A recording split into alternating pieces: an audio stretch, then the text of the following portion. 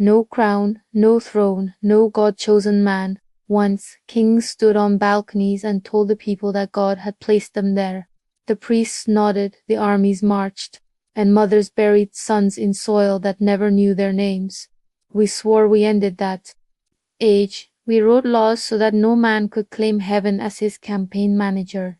We said power would belong to the people, not to bloodlines, not to prophecy, not to the loudest voice calling himself chosen. And yet here we stand again, watching. A man named Donald Trump speak of destiny as if it was stamped into his skin, as if God himself had signed the bottom of his speeches.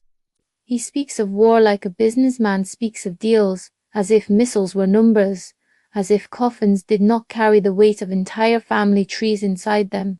He speaks, and some cheer as if he were not elected, but anointed.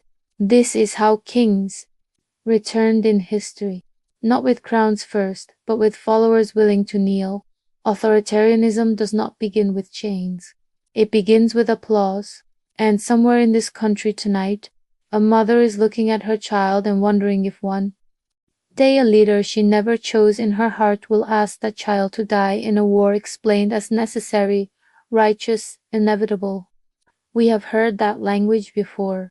It was spoken in castles, in palaces, in empires that told their people that sacrifice was holy as long as it protected the ruler's pride. We said we were different.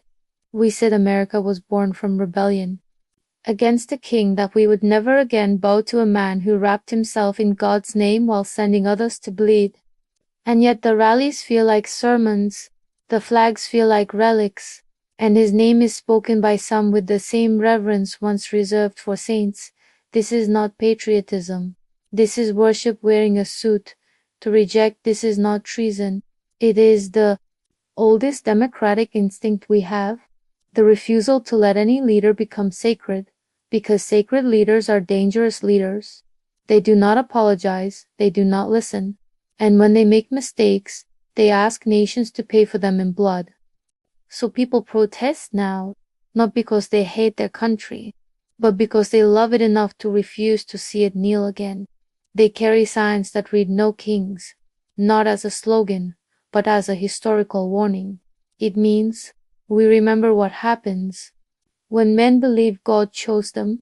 We remember the wars that were called divine missions. We remember the graves that proved heaven never issued those orders. No crown, no throne, no God-chosen man, only citizens, flawed, loud, equal, trying to ensure that the next generation will not be asked to die for the ego of someone who mistook applause for prophecy.